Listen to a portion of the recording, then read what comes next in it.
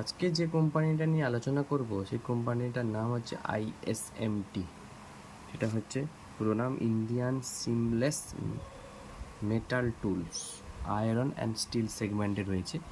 এটা চোখে এলো তাই আপনাদের সঙ্গে শেয়ার করা, এবং এখান থেকে একটু দেখে নেব যে কেনা যাবে কিনা বা কিছুদিনের জন্য এটাকে হোল্ড করা যাবে কিনা। আগে দেখে নিই about the company. ISMT Limited is engaged in manufacturing of specialized seamless tubes, alloy steel, proofs engineering services.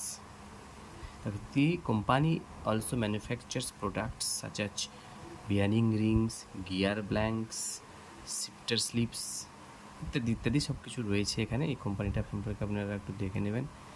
মোটামুটি আয়রন স্টিল সেগমেন্টে এটা রয়েছে, ছোট কোম্পানি।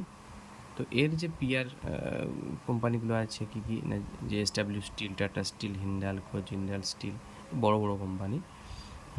সেক্ষেত্রে ISMT দেখুন প্রাইস এটা 127 টাকা 60 পয়সা, নিয়ারেস্ট অল টাইম হাই রয়েছে। মিড ক্যাপ অবশ্যই, মানে ভুল বললাম, মার্কেট ক্যাপ যেটা বলছে, মার্কেট ক্যাপ খুবই কম, 3.834 crore, আর ROE 10.62%, 1 year performance 76.36%, net profit এগুলো রয়েছে, নেট সেল এত রয়েছে, ডেট টু ইকুইটি 0.10। তো এখানে রয়েছে, এখানে যে পিয়ার্স জন্য যে institutional holding analysis, MF mutual fund রয়েছে টোটাল নাম্বার 8, আর FII রয়েছে 5। ব্যাস, এগুলো হচ্ছে তার প্রমোটার কে কে রয়েছে, FII, DI, পাবলিক, তার বেশি অনুযায়ী দেওয়া রয়েছে। তো মেন যে কারণে এটা করা রয়েছে সেটা হচ্ছে কি না, রিসেন্টলি মানে গতকাল ওটা কিন্তু নিয়ার 52 উইক হাইয়ের কাছাকাছি রয়েছে।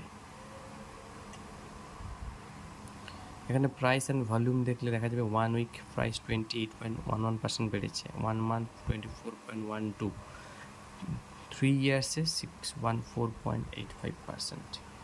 তো আপনি অবশ্যই লক্ষ্য করতে পারছেন এখানে যেটা রয়েছে ভলিউম অ্যানালাইসিস যদি আপনি করি, টুডে মানে গতকাল যেটা হয়েছে, মানে 17 তারিখে যেটা হয়েছে ভলিউম 44 lakhs ভলিউম, তার আগের দিন 24 lakhs, 1 week average 33 lakh, 1 month average 15 lakh. তো মোটামুটি এখানে ভালো পরিমাণে ভলিউম গ্যাদার হচ্ছে। আচ্ছা, এখন যেটা হচ্ছে যে আমি একটা চার্টে চলে যাচ্ছি, চার্ট অ্যানালাইসিসটা করে নিয়ে দেখে নিই যে এটা মোটামুটি 112 এই রেঞ্জটাতে, 111 এই রেঞ্জটাতে ছিল, কিন্তু 111 জুম করে দেখাই, এই জায়গাটা 111 এই রেঞ্জটাতে কিন্তু ছিল 5 ইয়ার্স, মানে এটা লাস্ট হয়েছিল 29শে জানুয়ারি 2024, 111-12 টাকায় এসে 112 টাকায় এসে আবার নেমে গিয়েছিল 81 টাকা পর্যন্ত। ওটা নেমেছিল 80, এটা হয়েছিল কত তারিখে, ক্যান্ডেলটা 29শে জানুয়ারি, আর সেখানে লো এসেছিল 18ই মার্চ 2024। রিসেন্টলি এটা আস্তে আস্তে করে রিসেন্ট গত যে হাইটা ছিল 112 টাকা 44, সেটাকে কিন্তু ব্রেক করেছে এবং 127 টাকা পর্যন্ত গেছে। সেক্ষেত্রে আমি যদি এখানে ম্যাক্সিমাম হাই দেখি, দেখুন ম্যাক্সিমাম হাইটা যদি লক্ষ্য করি, ম্যাক্সিমাম হাইটা হচ্ছে কিন্তু 139 টাকা কি 140 টাকা ম্যাক্সিমাম হাই রয়েছে। তো এখন 127 টাকা চলছে। তো 131 টাকা 49-এর একটা রেজিস্ট্যান্স আছে, তারপরে একটা রেজিস্ট্যান্স, ছোট্ট রেজিস্ট্যান্স একটা আছে 132-33 টাকায়। তো আশা করা যাচ্ছে যে সেই পুরনো যে হাই যেটা রয়েছে 140 টাকার কাছাকাছি, সেখানে যাওয়ার চেষ্টা করবে। সেক্ষেত্রে আমাদের স্টপ লস কোথায় হবে? স্টপ লস হবে 112, মানে প্রায় 15 টাকার কাছাকাছি। আচ্ছা, আমি ডেলি চার্টের ফ্রেমে দেখে নিই যে নিয়ারেস্ট যদি আপনারা কম করে কিনতে চান, 25 বা 50 পিস কিনতে চান, তাহলে কোথায় কিনতে পারেন আপনারা? আপনারা কিনতে পারেন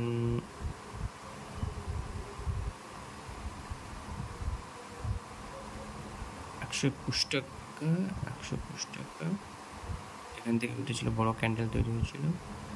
আপাতত ৳120 কাছাকাছি, ৳119 কাছাকাছি আপনারা একটা স্টপ লস দিতে পারেন, দিয়ে সেখানে কাছাকাছি এলে আপনারা 50 পিস বা 100 পিস কিনলেন। টার্গেট কিন্তু 140, ঠিক আছে? টার্গেট কিন্তু 140, এটাকে মাথায় রাখতে হবে। 5 ডেজ অ্যাপ যদি আমি দেখি, 5 ডেজের হচ্ছে, দেখুন আমি কেন বললাম ৳120 কাছাকাছি না, 5 ডেজ মুভমেন্ট কিন্তু ৳121.81 কাছে কিন্তু একটা বড় মানে সাপোর্ট রয়েছে কিন্তু এই জায়গাটাতে সাপোজ ৳121.81 কিন্তু একটা সাপোর্ট রয়েছে। তাহলে সেক্ষেত্রে আমাদের কি হবে? তাহলে সেক্ষেত্রে আমাদের যেটা স্ট্র্যাটেজি হবে, আমাদের স্ট্র্যাটেজিটা হবে এরকমই,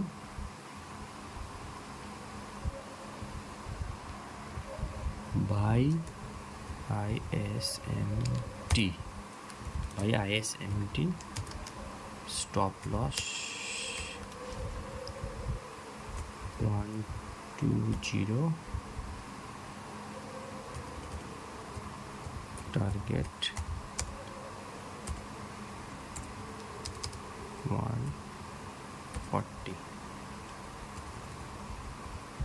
139-এ যদি আসে তাহলে আপনারা প্রফিট বুকও করতে পারেন সেখানে, ঠিক আছে?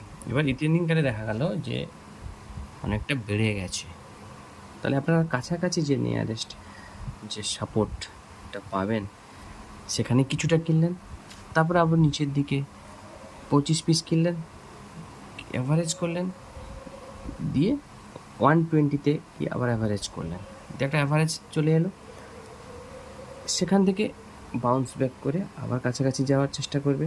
সেখান থেকে দেখা গেলো যে আপনার 100 অ্যাভারেজ করে দেখা গেলো যে আপনার সব কিছু মিলে ৳124 বা ৳25 এলো, তাহলে আপনার 28-29-এ গিয়ে কিছুটা প্রফিট বুক করে নিলেন, আবার সেখান থেকে কিছুটা গেলে, মানে আপনার যেভাবে টার্গেট পৌঁছাবেন স্টপ লসটাকে সেভাবে ট্রেল করতে হবে।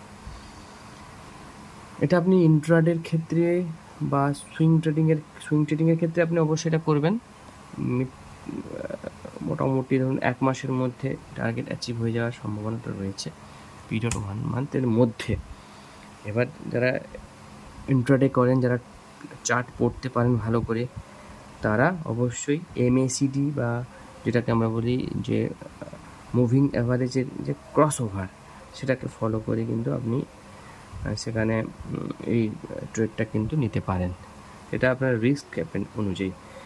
আপনি অবশ্যই ভালো করে স্টাডি করবেন, অবশ্যই দেখবেন মুভমেন্টটা, তারপরে আপনি এখানে ইনভেস্ট করবেন। এটা আমার লার্নিং পারপাসের ব্যাপারটা ছিল, যেহেতু আমার কাছে এসেছে, এই মুভমেন্টটা আমার কাছে এসেছে, তাই এটা নিয়ে আমি আলোচনা করলাম। তাহলে আমি এটা 5 ডেজের মুভমেন্ট আমি দেখালাম। যদি এটা আমি 1 মান্থের মুভমেন্ট লক্ষ্য করি, তাহলে কাছাকাছি এই দেখুন 111-12 কাছে কিন্তু এই জায়গাটা একটা বড় ক্যান্ডেল তৈরি হয়েছে, এই জায়গাটা একটা বড় ক্যান্ডেল তৈরি হয়েছে। যদি এটা আপনার কাছে যদি প্রফিটেবল হয়, যে জানা আমি স্টপ লস দিতে পারি, একদম লোয়েস্ট স্টপ লস যদি হয় 110-এর কাছাকাছি স্টপ লস, লং টার্ম পার্সপেক্টিভের কথা বলছি, এটা 110-এর কাছে একটা স্টপ লস দিলেন এবং ওয়েট ফর 140 যদি ব্রেকআউট হয়ে যায়, এটা আপাতত কিছু না হলেও 155 পর্যন্ত যাওয়ার সম্ভাবনা রাখে। তো আপনি এটাকে অবশ্যই আপনারা র্যাডারে রাখবেন, দেখবেন।